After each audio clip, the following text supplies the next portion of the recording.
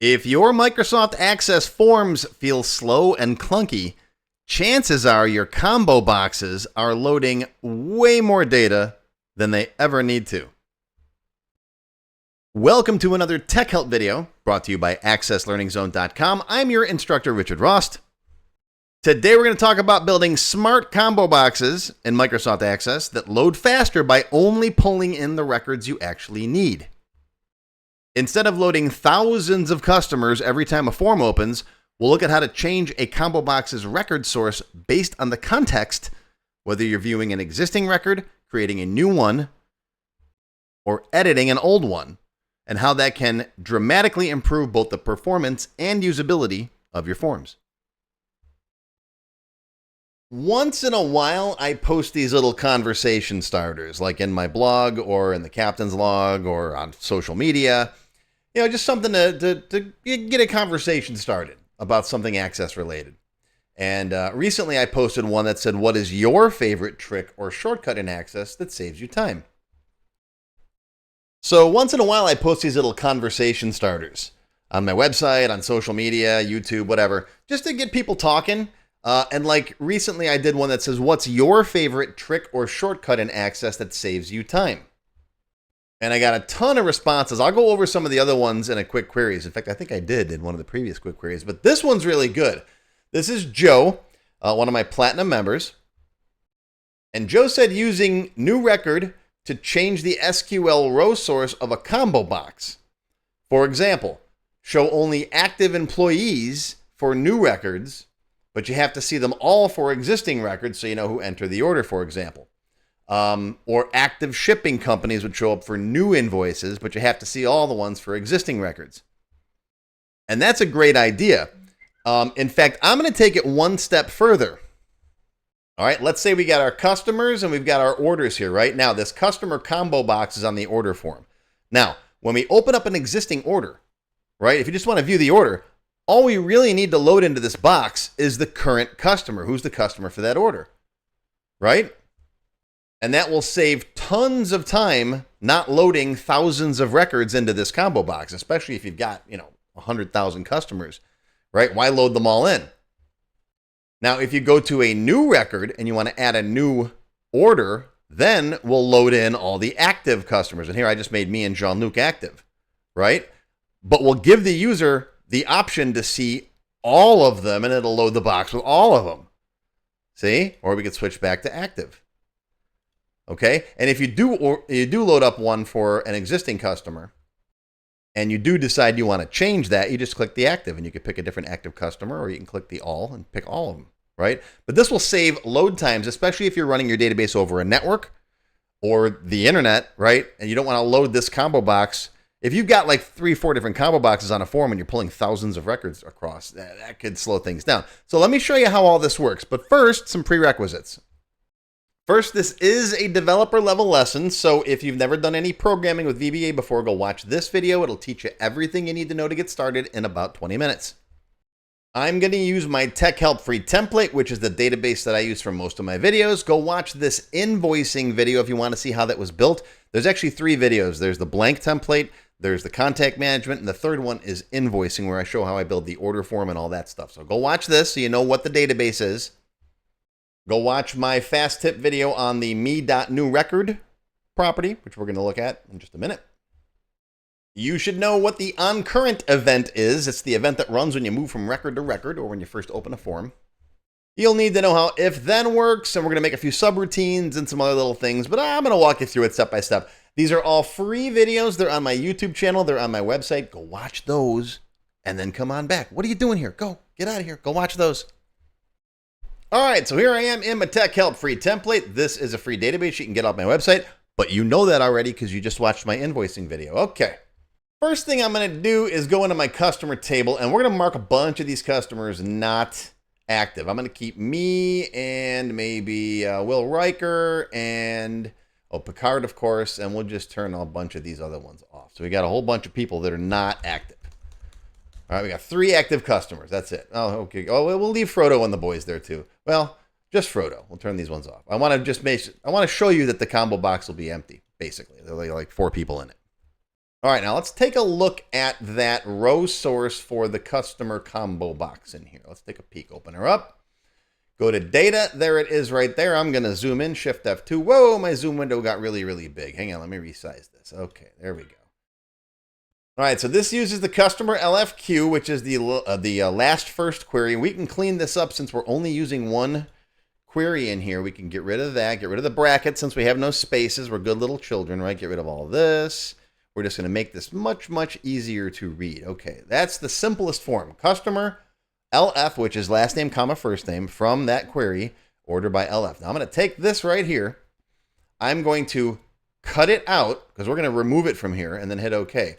Why bother loading anything in the row source when the form loads if we're just going to force something else in there in a minute ourselves, right?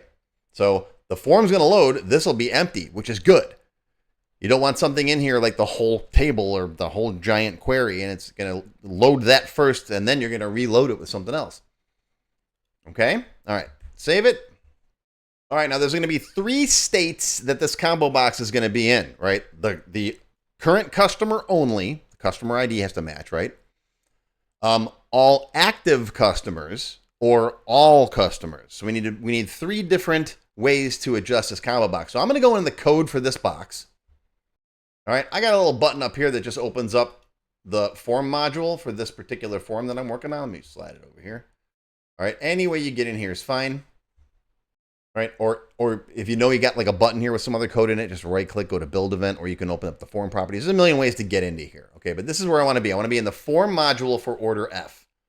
All right, this is code that's inside this form. We're going to make 3 subroutines to show what we want to show. Okay, so the first one, private sub, is going to be show all customers.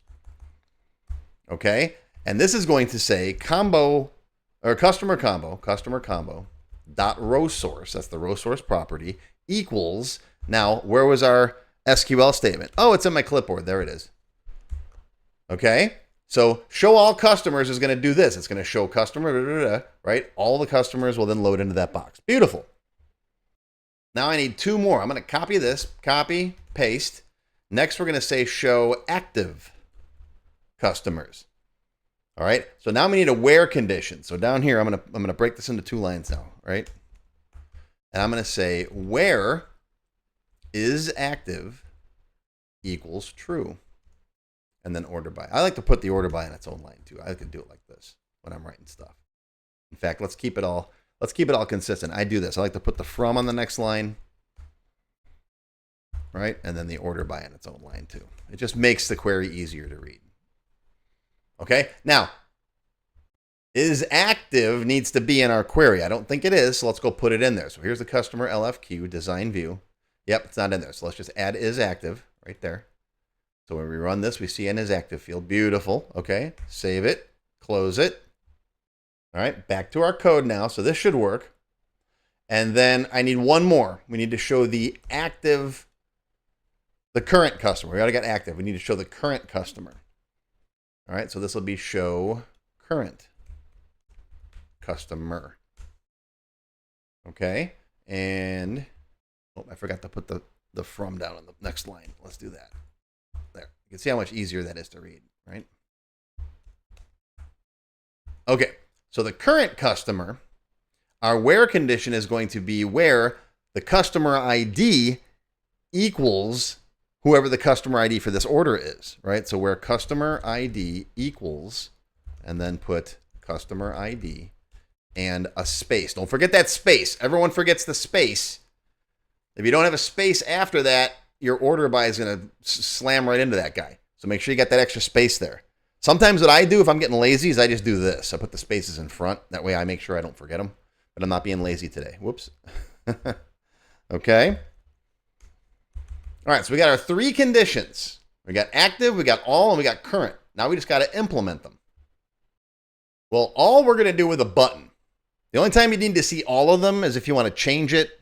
Maybe you got, you accidentally put an order in for the wrong customer and you got to switch it to someone who's inactive because it's 3 years old, whatever. So we're going to make a button to do that later. But for now, I either want to see the current customer, if there is a customer ID, if it's an active record, or If we're on the new record, show active customers so we can pick from the active customer list. And we're going to do that in the form current event. And we're going to do that in tomorrow's video, along with creating those two buttons so we can switch it to all customers or only active customers. So tune in tomorrow, same bat time, same bat channel. Or you can join as a member and you can watch it right now because I'm going to record it right now and it'll be up in a few minutes. And hey, do me a favor, while you're here, click on that like and subscribe. It really helps the channel out. Thanks. So that's going to do it for your tech help video for today, brought to you by accesslearningzone.com. We looked at how loading thousands of records into a combo box can slow your forms down and how using smarter RowSource logic lets you load only what you actually need. Bring only what you need to survive. It's my industrial strength hairdryer, and I can't live without it. Where was I? Oh yeah, by changing what the combo box shows based on whether you're viewing an existing record, adding a new one, or editing one, you can make your databases feel faster, cleaner, easier to use.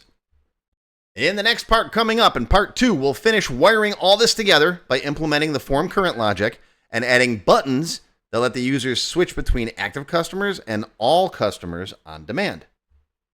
As always, leave a comment down below, let me know what you thought of today's video, and tell me how you plan on using smart combo boxes in your databases. So that's your tech help video for today. Hope you learned something. Live long and prosper, my friends. I'll see you tomorrow for part 2.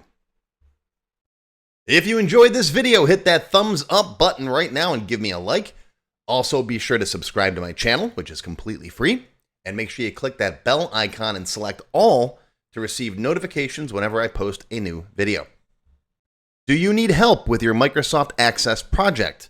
Whether you need a tutor, a consultant, or a developer to build something for you, check out my Access Developer Network. It's a directory I put together personally of Access experts who can help with your project. Visit my website to learn more. Any links or other resources that I mentioned in the video can be found in the description text below the video. Just click on that show more link right there. YouTube's pretty good about hiding that, but it's there. Just look for it. Now, if you have not yet tried my free Access Level 1 course, check it out now. It covers all the basics of Microsoft Access, including building forms, queries, reports, tables, all that stuff. It's over 4 hours long. You can find it on my website or my YouTube channel. I'll include a link below you can click on. And did I mention it's completely free? And if you like Level 1, Level 2 is just $1. That's it. And it's free for members of my YouTube channel at any level. Speaking of memberships, if you're interested in joining my channel, you get all kinds of awesome perks. Silver members get access to all of my extended cut tech help videos, and there's hundreds of them by now. They also get one free beginner class each month, and yes, those are from my full courses. Gold members get the previous perks plus access to download all of the sample databases that I build in my tech help videos. Plus you get access to my code vault where I keep tons of different functions and all kinds of source code that I use. And gold members get one free expert class every month after completing the beginner series. Platinum members get all of the previous perks, plus they get all of my beginner courses, all of them from every subject, and you get one free advanced or developer class every month after finishing the expert series. And you can become a diamond sponsor and have your name listed on the sponsor page on my website. So that's it. Once again, my name is Richard Rost. Thank you for watching this video brought to you by accesslearningzone.com. I hope you enjoyed. I hope you learned something today. Live long and prosper, my friends. I'll see you next time.